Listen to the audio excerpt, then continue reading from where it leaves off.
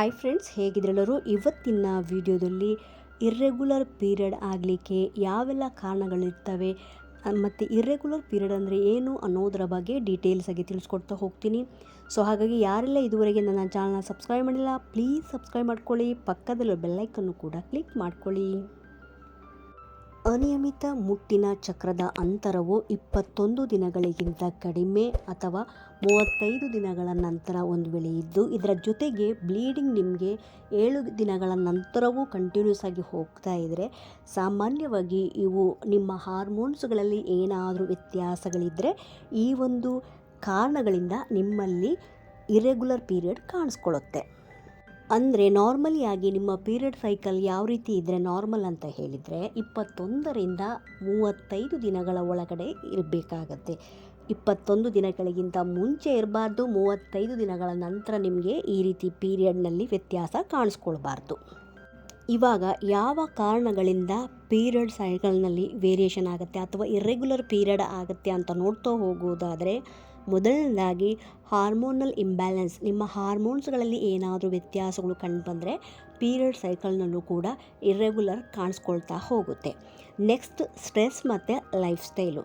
ನೀವು ಅತಿಯಾದ ಖಿನ್ನತೆ ಇರ್ಬೋದು, ಟೆನ್ಷನ್ ಇರ್ಬೋದು, ಅಥವಾ ನಿಮ್ಮ ಜೀವನ ಶೈಲಿ ಯಾವ ರೀತಿ ಇದೆ, ನೀವು ಯಾವ ರೀತಿಯ ಫುಡ್ಗಳನ್ನು ಸೇವಿಸ್ತೀರಾ, ಆ ಫುಡ್ಡಲ್ಲಿ ಬೇಕಾಗುವಂಥ ಪೋಷಕಾಂಶಗಳು ಇದೆಯಾ, ಅಥವಾ ನೀವು ಜಂಕ್ ಫುಡ್ಗಳನ್ನು ತಿನ್ನೋದ್ರಿಂದ ನಿಮ್ಮ ದೇಹಕ್ಕೆ ಬೇಕಾದ ಪೋಷಕಾಂಶಗಳು ಸಿಗದೇ ಇರೋದ್ರಿಂದ ನಿಮ್ಮ ಪೀರಿಯಡ್ ಸೈಕಲಲ್ಲೂ ಕೂಡ ವ್ಯತ್ಯಾಸ ಕಾಣಿಸ್ಕೊಳ್ತಾ ಹೋಗುತ್ತೆ.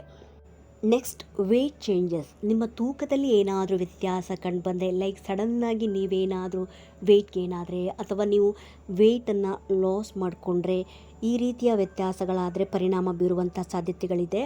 ಮತ್ತು ಅತಿಯಾದ ವ್ಯಾಯಾಮ, ಎಕ್ಸ್ಟ್ರೀಮ್ ಎಕ್ಸಸೈಸು ಕೂಡ ಒಳ್ಳೆಯದಲ್ಲ. ಪೆರಿಮೆನೋಪಾಸ್ ಮತ್ತು ಮೆನೋಪಾಸ್ ಅಂತ ಹೇಳ್ತೀವಿ. ಪೆರಿಮೆನೋಪಾಸ್ ಅಂದರೆ ನೀವಿನ್ನೇನು ಋತುಬಂಧಕ್ಕೆ ಒಳಗಾಗುವಂಥ ಕೆಲವು ವರ್ಷಗಳ ಹಿಂದೆ 1 or 2 years ಬ್ಯಾಕ್ ನಿಮಗೆ ಈ ರೀತಿಯ ಇರ್ರೆಗ್ಯುಲರ್, ನಿಮ್ಮ ಪೀರಿಯಡ್ ಸೈಕಲ್ನಲ್ಲಿ ಇರ್ರೆಗ್ಯುಲರ್ ಕಾಣಿಸ್ಕೊಳ್ತಾ ಇರುತ್ತೆ. ಮತ್ತು ಮೆನೋಪಾಸ್ ಆಗುವಂಥ ಸಂದರ್ಭದಲ್ಲಿ ಕೆಲವು ತಿಂಗಳುಗಳ ಮುಂಚೆ ನಿಮಗೆ ಈ ರೀತಿಯ ಬದಲಾವಣೆ ನಿಮ್ಮಲ್ಲಿ ಕಾಣಿಸ್ಕೊಳ್ಳುತ್ತೆ. ಅನಾರೋಗ್ಯದಿಂದ ಬಳಲ್ತಿದ್ರೆ, ದೀರ್ಘಕಾಲಿಕ ಕಾಯಿಲೆಯಿಂದ ನೀವೇನಾದರೂ ಬಳಲ್ತಿದ್ರೆ ಪೀರಿಯಡ್ ಸೈಕಲ್ನಲ್ಲಿ ವ್ಯತ್ಯಾಸ ಕಾಣಿಸ್ಕೊಳ್ಳುತ್ತೆ. ಮತ್ತು ನಿಮ್ಗೆ ಈಗೇನಾದರೂ ಈಗಷ್ಟೇ ಪೀರಿಯಡ್ ಸ್ಟಾರ್ಟ್ ಆಗಿದೆ ಅಂಥವರಲ್ಲೂ ಕೂಡ ಕೆಲವು ತಿಂಗಳುಗಳ ತನಕ ವೇರಿಯೇಷನ್ ಆಗ್ಬೋದು. ನೀವು ಡೆಲಿವರಿ ಆದ ನಂತರ ಮಗುವಿಗೆ ಏನಾದರೂ ಬ್ರೆಸ್ಟ್ ಫೀಡಿಂಗ್ ಮಾಡ್ತಾ ಇದ್ದರೆ ಅಂಥವರಲ್ಲೂ ಕೂಡ ಕೆಲವು ತಿಂಗಳುಗಳ ತನಕ ಇರ್ರೆಗ್ಯುಲರ್ ಪೀರಿಯಡ್ ಆಗ್ತಾ ಹೋಗುತ್ತೆ. ನೆಕ್ಸ್ಟ್, ಎಕ್ಟೋಪಿಕ್ ಪ್ರೆಗ್ನೆನ್ಸಿ ಅಂತ ಹೇಳಿ, ಅದ್ರ ಬಗ್ಗೆ ನಾನು ಡೀಟೇಲ್ಸಾಗಿ ಹಿಂದಿನ ವಿಡಿಯೋದಲ್ಲಿ ತಿಳಿಸ್ಕೊಟ್ಟಿದ್ದೀನಿ. ಎಕ್ಟೋಪಿಕ್ ಪ್ರೆಗ್ನೆನ್ಸಿ ಅಂದರೆ ಏನು, ಯಾವೆಲ್ಲ ಕಾರಣಗಳಿಂದ ಕಾಣಿಸ್ಕೊಳ್ತವೆ ಮತ್ತು ಅದು ಆದಾಗ ಯಾವ ರೀತಿ ನಾವು ಆ್ಯಕ್ಷನ್ ತೊಗೋಬೇಕು, ಯಾವಾಗ ಡಾಕ್ಟರ್ ಹತ್ರ ಹೋಗಬೇಕು ಅನ್ನೋದ್ರ ಬಗ್ಗೆ ನಾನು ಡೀಟೇಲ್ಸಾಗಿ ತಿಳಿಸ್ಕೊಟ್ಟಿದ್ದೀನಿ. ನೀವು ಬೇಕಾದರೆ ಹೋಗಿ ಚೆಕ್ ಮಾಡ್ಕೊಬೋದು.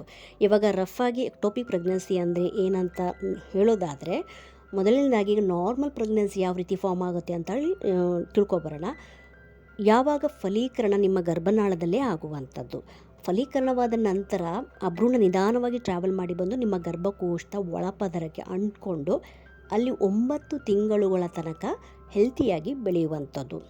ಎಕ್ಟೋಪಿಕ್ ಪ್ರೆಗ್ನೆನ್ಸಿ ಆದವರಲ್ಲಿ ಏನಾಗುತ್ತೆ ಅಂತ ಹೇಳಿದರೆ, ನಿಮ್ಮ ಗರ್ಭನಾಳದಲ್ಲಿ ಫಲೀಕರಣವಾದಂತಹ ಭ್ರೂಣ ಅದು ಟ್ರಾವೆಲ್ ಮಾಡಿ ಬಂದು ನಿಮ್ಮ ಗರ್ಭಕೋಶಕ್ಕೆ ಅಂಟ್ಕೊಳ್ದೆ ಆ ಒಂದು ಟ್ಯೂಬಲ್ಲೇ ಬೆಳೀಲಿಕ್ಕೆ ಸ್ಟಾರ್ಟ್ ಆಗುತ್ತೆ.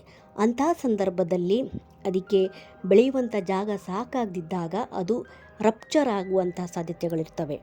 ಈ ರೀತಿ ಆದಾಗ ನಿಮ್ಮ ಪ್ರಾಣಕ್ಕೂ ಕೂಡ ತುಂಬಾ ಅಪಾಯ ಇರುತ್ತೆ. ಅದನ್ನು ಆದಷ್ಟು ಬೇಗ ಫೈಂಡ್ ಔಟ್ ಮಾಡಿ ರಿಮೂವ್ ಮಾಡಿದಷ್ಟು ನಿಮಗೆ ತುಂಬಾ ಒಳ್ಳೆಯದು.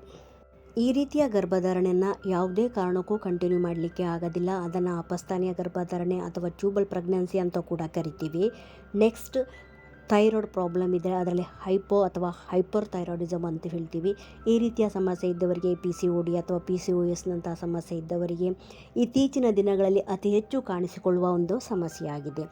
ನೆಕ್ಸ್ಟ್, ಎಂಡೋಮೆಟ್ರೋಸಿಸ್ ಅಂತ ಹೇಳ್ತೀವಿ. ಇದರ ಬಗ್ಗೆಯೂ ಕೂಡ ಹಿಂದಿನ ವಿಡಿಯೋಗಳಲ್ಲಿ ಡೀಟೇಲ್ಸಾಗಿ ತಿಳಿಸ್ಕೊಟ್ಟಿದ್ದೀನಿ. ಎಂಡೋಮೆಟ್ರೋಸಿಸ್ ಇದ್ದವರಿಗೆ ಡಾಕ್ಟ್ರು ಆದಷ್ಟು ಬೇಗ ಮಕ್ಕಳನ್ನು ಮಾಡ್ಕೊಳ್ಳೋಕ್ಕೆ ಅಡ್ವೈಸ್ ಮಾಡ್ತಾರೆ. ಯಾಕಂತ ಹೇಳಿದರೆ ಈ ಒಂದು ಕಂಡೀಷನ್ ಸಿವಿಯರ್ ಆಗ್ತಾ ಹೋದಂಗೆ ಕನ್ಸೀವ್ ಆಗಲಿಕ್ಕೆ ತುಂಬಾ ಕಷ್ಟ ಆಗುತ್ತೆ. ಇದರಲ್ಲಿ ಗ್ರೇಡ್ಗಳಿದ್ದಾವೆ. ಸೊ ಹಾಗಾಗಿ ಈ ರೀತಿಯ ಸಮಸ್ಯೆ ಇದ್ದವರಿಗೆ ಡಾಕ್ಟ್ರು ಆದಷ್ಟು ಬೇಗ ಮಕ್ಕಳನ್ನ ಮಾಡ್ಕೊಳ್ಳೋಕ್ಕೆ ಅಡ್ವೈಸ್ ಮಾಡ್ತಾರೆ.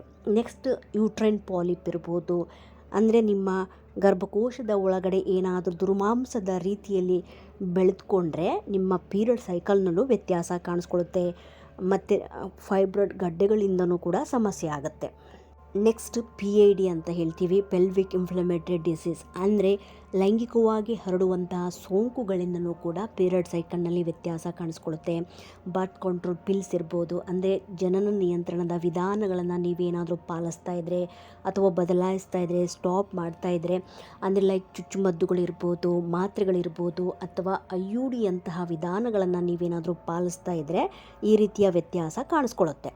ಪ್ರಿಮೆಚ್ಯೂರ್ ಓವೇರಿಯನ್ ಇನ್ಸಫಿಷಿಯನ್ಸಿ ಇದ್ದರೆ ಅಥವಾ ಕ್ರಾನಿಕ್ ಕಂಡೀಷನಿಂದ ನೀವೇನಾದರೂ ಬಳಲ್ತಾ ಇದ್ದರೆ, ಬೇರೆ ದೇಶಕ್ಕೆ ಏನಾದರೂ ಟ್ರಾವೆಲ್ ಮಾಡಿದರೆ ಅಥವಾ ಬೇರೆ ಪ್ಲೇಸಿಗೆ ನೀವೇನಾದರೂ ಹೋದರೆ ಆ ಒಂದು ಪ್ಲೇಸಲ್ಲಿ ಇರುವಂತಹ ಪರಿಸರ ಇರ್ಬೋದು ಅಥವಾ ಫುಡ್ ನಿಮಗೆ ಸರಿಯಾಗಿ ಹೊಂದ್ಕೊಳ್ಳದೆ ಇರ್ಬೋದು, ಈ ರೀತಿಯ ವ್ಯತ್ಯಾಸ ಆದಾಗಲೂ ಕೂಡ ನಿಮ್ಮ ಪೀರಿಯಡ್ ಸೈಕಲ್ನಲ್ಲಿ ವೇರಿಯೇಷನ್ ಆಗುತ್ತೆ. ಒವೇರಿಯನ್ ಕ್ಯಾನ್ಸರ್ ಇರ್ಬೋದು ಅಥವಾ ನೀವು ಕ್ಯಾನ್ಸರಿಗೆ ಏನಾದರೂ ಕೀಮೋಥೆರಪಿ ಮಾಡಿಸ್ತಾ ಇದ್ದರೂ ಕೂಡ ಎಫೆಕ್ಟ್ ಆಗುವಂಥ ಸಾಧ್ಯತೆ ಜಾಸ್ತಿ ಇರುತ್ತೆ. ಇವೆಲ್ಲ ಕಾರಣಗಳಿಂದ ನಿಮ್ಮ ಪೀರಿಯಡ್ ಸೈಕಲ್ ಇರ್ರೆಗ್ಯುಲರ್ ಆಗ್ತಾ ಹೋಗುತ್ತೆ. ಸೊ ನಿಮ್ಮ ಪೀರಿಯಡ್ ಸೈಕಲ್ನಲ್ಲಿ ಸ್ವಲ್ಪ ಮಟ್ಟಿಗೆ ವ್ಯತ್ಯಾಸ ಕಾಣಿಸ್ಕೊಂಡ್ರೆ, ಲೈಕ್ ಒಂದು 5 ದಿನ ಮುಂಚೆ ಇರ್ಬೋದು ಅಥವಾ 5 ದಿನ ನಂತರ ಏನಾದರೂ ನಿಮಗೆ ಪೀರಿಯಡ್ ಆಗ್ತಾ ಇದೆ, ಟೆನ್ಷನ್ ಮಾಡುವ ಅಗತ್ಯವಿಲ್ಲ. ಕೆಲವೊಂದು ಸಣ್ಣ ಪುಟ್ಟ ಕಾರಣಗಳಿಂದ ಈ ರೀತಿ ವ್ಯತ್ಯಾಸಗಳು ಆಗುವಂತಹ ಸಾಧ್ಯತೆಗಳಿರುತ್ತೆ. ಅದು ಬಿಟ್ಟು ನಿಮ್ಮ ಪೀರಿಯಡ್ ಸೈಕಲ್ನಲ್ಲಿ ತುಂಬಾ ವ್ಯತ್ಯಾಸ ಆಗ್ತಾ ಇದೆ, ಒಂದು 10 ಡೇಸ್ ಬಿಟ್ಟು ನಿಮಗೆ ಪೀರಿಯಡ್ ಆಗ್ತಾ ಇದೆ ಅಥವಾ 1.5 ತಿಂಗಳು 2 ತಿಂಗಳಾದರೂ ನಿಮಗೆ ಪೀರಿಯಡ್ ಸರಿಯಾಗಿ ಆಗ್ತಾ ಇಲ್ಲ, ಈ ರೀತಿ ನಿಮಗೆ ಪ್ರತಿ ಸಲ ಆಗ್ತಾ ಇದೆ. ಇದರ ಜೊತೆಗೆ ನಿಮಗೆ ಹೊಟ್ಟೆ ನೋವು ಕಾಣಿಸ್ಕೊಳ್ಳುವುದು, ಸೊಂಟ ನೋವು, ತಲೆ ಸುತ್ತಿರ್ಬೋದು, ಮತ್ತು ನಿಮ್ಮ ತುಂಬಾ ವೀಕ್ನೆಸ್ ಆಗ್ತಾಯಿದ್ರೆ ಮತ್ತು ಕ್ಲಾಟ್ಸ್ ಥರ ಏನಾದರೂ ಹೋಗ್ತಾ ಇದ್ದರೆ ನೀವು ಅಗತ್ಯವಾಗಿ ಡಾಕ್ಟ್ರನ್ನ ಕನ್ಸಲ್ಟ್ ಮಾಡಿ ವಿಚಾರಿಸ್ಕೋಬೇಕಾಗತ್ತೆ. ಯಾಕಂತ ಹೇಳಿದರೆ ಸ್ವಲ್ಪ ಮಟ್ಟಿಗೆ ವ್ಯತ್ಯಾಸಗಳಿದ್ದರೆ ಟೆನ್ಷನ್ ಮಾಡುವಂಥ ಅಗತ್ಯವಿಲ್ಲ. ತುಂಬ ವ್ಯತ್ಯಾಸವಿದ್ದಾಗ ಯಾವುದೋ ಒಂದು ಅಪಾಯದ ಮುನ್ಸೂಚನೆ ಆಗಿರುತ್ತೆ. ಸೊ ಹಾಗಾಗಿ ಆದಷ್ಟು ಬೇಗ ನೀವು ಡಾಕ್ಟ್ರನ್ನ ಕನ್ಸಲ್ಟ್ ಮಾಡಿ ಇದಕ್ಕೆ ಬೇಕಾದ ಟ್ರೀಟ್ಮೆಂಟನ್ನು ಪಡೆದುಕೊಳ್ಳಲೇಬೇಕಾಗತ್ತೆ. ಯಾಕಂತ ಹೇಳಿದರೆ ಒಂದು ವೇಳೆ ನೀವೇನಾದರೂ ಪ್ರೆಗ್ನೆನ್ಸಿಗೆ ಪ್ಲ್ಯಾನ್ ಮಾಡ್ತಾ ಇದ್ದರೆ, ನಿಮ್ಮ ಪೀರಿಯಡ್ ಸೈಕಲ್ ರೆಗ್ಯುಲರ್ ಇದ್ದರೆ ನಿಮಗೆ ಅತಿ ಬೇಗ ಈ ಒಂದು ರಿಸಲ್ಟ್ ಸಿಗುತ್ತೆ. ಪೀರಿಯಡ್ ಸೈಕಲ್ ಇರ್ರೆಗ್ಯುಲರ್ ಇದ್ದರೆ ಏನಾಗುತ್ತೆ, ನಿಮಗೆ ಯಾವಾಗ ಓವ್ಯುಲೇಷನ್ ಆಗುತ್ತೆ ಅಂಥೇಳಿ ಗೊತ್ತಾಗೋದಿಲ್ಲ. ಯಾವಾಗ ಓವ್ಯುಲೇಷನ್ ಆಗುತ್ತೆ ಅಂಥೇಳಿ ಗೊತ್ತಾಗಿಲ್ಲ ಅಂತ ಹೇಳಿದ್ರೆ ಕನ್ಸೀವ್ ಆಗುವ ಚಾನ್ಸಸ್ಸು ತುಂಬಾ ಕಡಿಮೆ ಇರುತ್ತೆ. ಸೊ ಹಾಗಾಗಿ ಈ ರೀತಿಯ ಒಂದು ವೇಳೆ ವ್ಯತ್ಯಾಸ ಇದ್ದಾಗ ನೀವು ಪ್ಲ್ಯಾನ್ ಮಾಡೋಕ್ಕಿಂತ ಮುಂಚೆ ಒಮ್ಮೆ ಡಾಕ್ಟರ್ನ ಕನ್ಸಲ್ಟ್ ಮಾಡಿ ವಿಚಾರಿಸ್ಕೋಬೇಕಾಗತ್ತೆ. ಹಾಗಾಗಿ ನಿಮ್ಮ ಪೀರಿಯಡ್ ಸೈಕಲ್ ಇರ್ರೆಗ್ಯುಲರ್ ಆಗಿದೆ ಅಂದ ತಕ್ಷಣಕ್ಕೆ ನೀವು ಟೆನ್ಷನ್ ಮಾಡುವ ಅಗತ್ಯವಿಲ್ಲ. ಕೆಲವರಿಗೆ ಅದು ತನ್ನಷ್ಟಕ್ಕೆ ತಾನು ಸರಿಯಾಗುತ್ತೆ ಅಥವಾ ಸಣ್ಣ ಪುಟ್ಟ ಒಂದು ಟ್ರೀಟ್ಮೆಂಟ್ ಮಾಡೋದ್ರಿಂದನೂ ಕೂಡ ಅದು ಸರಿಯಾಗುವಂಥದ್ದು. ಮತ್ತು ನಿಮಗೆ ಎಕ್ಟೋಪಿಕ್ ಪ್ರೆಗ್ನೆನ್ಸಿ ಬಗ್ಗೆ ಅಥವಾ ಎಂಡೋಮೆಟ್ರಿಯಸ್ ಬಗ್ಗೆ ತಿಳ್ಕೋಬೇಕು ಅಂತ ಹೇಳಿದರೆ ನನ್ನ ಚಾನಲಿಗೆ ಹೋಗಿ ನೀವು ಚೆಕ್ ಮಾಡ್ಕೋಬೋದು. ನಾನು ಮುಂಚೆ ತಿಳಿಸಿದ ಹಾಗೆ ನಿಮ್ಮ ಪೀರಿಯಡ್ ಸೈಕಲ್ನಲ್ಲಿ ತುಂಬ ವ್ಯತ್ಯಾಸ ಕಾಣಿಸಿಕೊಂಡಿದ್ದು ಲಕ್ಷಣಗಳು ಕಾಣಿಸ್ಕೊಳ್ತಾ ಇದೆ ಅಂತ ಹೇಳಿದರೆ, ನಿಮಗೆ ಅದನ್ನು ತುಂಬ ಹಿಂಸೆ ಆಗ್ತಿದೆ ಅಂತ ಹೇಳಿದ್ರೆ ಅಗತ್ಯವಾಗಿ ಡಾಕ್ಟರ್ನ ಕನ್ಸಲ್ಟ್ ಮಾಡಿ ವಿಚಾರಿಸ್ಕೋಬೇಕಾಗತ್ತೆ. ಈ ಒಂದು ವಿಡಿಯೋದಲ್ಲಿ ತಿಳಿಸಿರುವಂಥ ಇನ್ಫಾರ್ಮೇಷನ್ ನಿಮಗೆ ಇನ್ಫಾರ್ಮೇಟಿವ್ ಅನಿಸಿದ್ದಲ್ಲಿ ಪ್ಲೀಸ್ ಸಬ್ಸ್ಕ್ರೈಬ್ ಮಾಡೋದನ್ನು ಮರಿಬೇಡಿ.